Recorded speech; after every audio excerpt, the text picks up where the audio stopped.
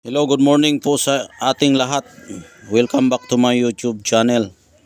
Ang pag-uusapan po natin ngayon ay tungkol sa mutya ng kalikasan.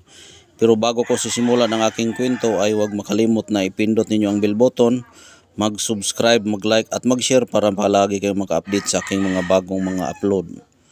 Kung natapos na ninyo na pindot ang bell button, nag-subscribe, nag-like at nag-share, ay sisimulan ko na ang aking kwento sa mutya ng kalikasan. Ang pangalan po sa mutyang ito ay mutya po ito ng atis. Mutya po ito ng atis na aking nakukuha sa prutas ng atis. Kung sino pong hindi nakakilala sa atis ay ang kanyang bunga ay para siyang bunga ng yung labana. Ang kanyang dahon ay katulad din sa labana ng puno.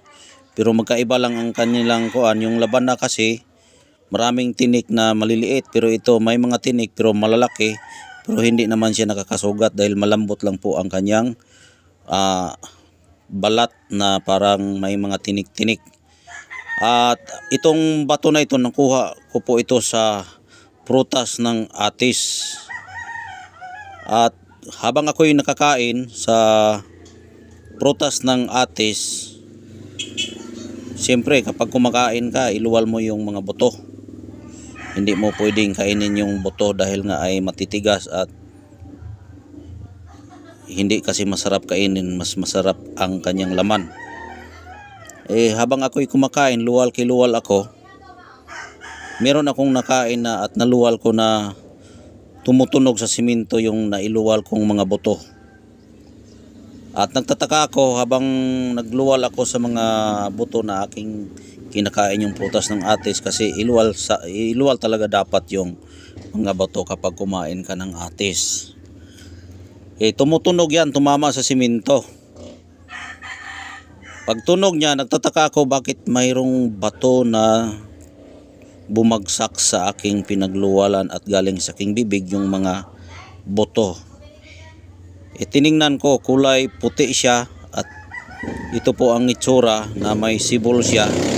At ang ipagtataka ko dito, kasi yung kanyang buto, imbis na itim, puti yung lumabas.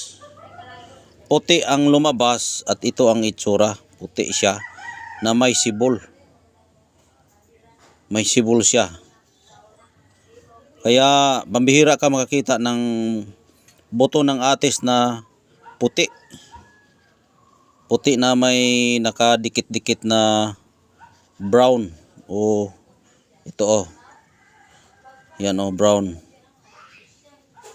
Yan May sibol siya.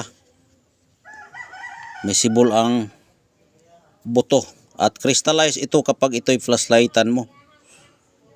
Kaya bihira ka makakita ng buto ng atis na nagiging bato, at bihira ka rin makakita ng atis na kanyang buto ay puti.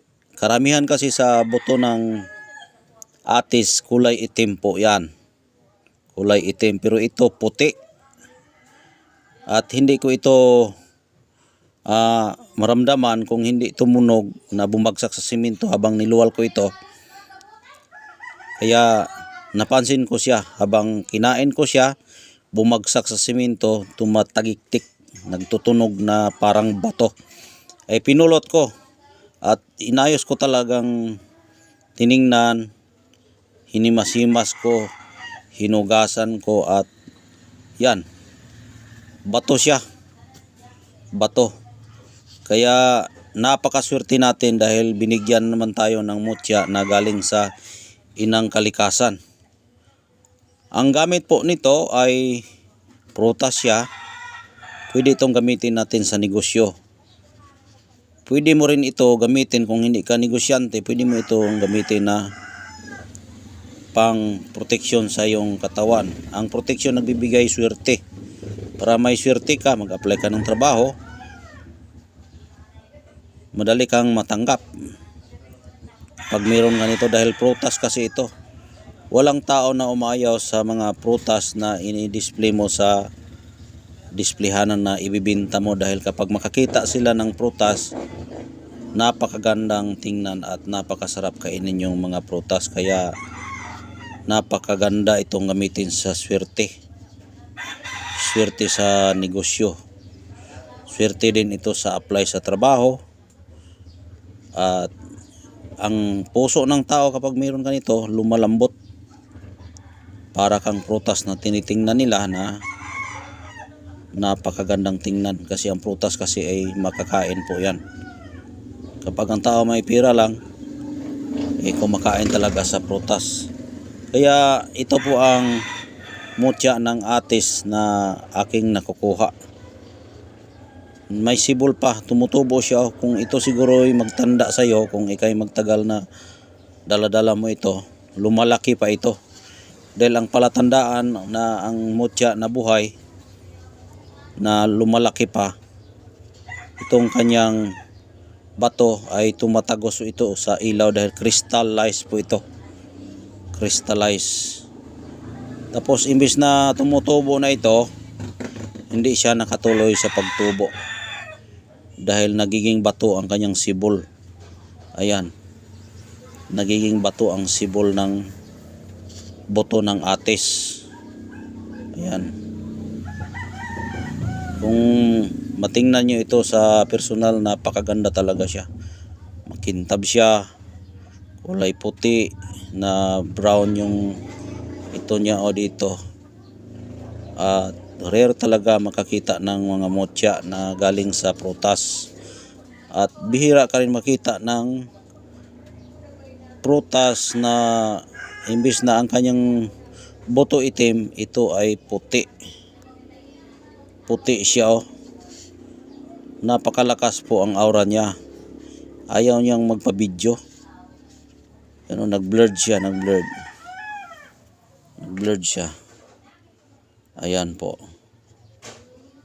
Yan. O yan, nag-blurred na naman. Hindi ko yan kilala yung cellphone. Tingnan nyo, oh. Nag-blurred siya. Malakas talaga ang kanyang espiritu na gabay. Ayan. Yan po ang mutya ng atis. Maraming ang nakakilala nito, na mas madaling makakilala sa atis yung mga Bisaya. Yung mga Bisaya madali lang. Iwan ko sa Tagalog ano yung atis. Yan, atis sa Bisaya ito. Madali lang ito tuntun ng mga Bisaya dahil kilala nila talaga yung atis. Dalawang klase yung atis, may malaki, may maliliit. Ito ay malaking atis ito. Malaking atis. Kaya kung sino pong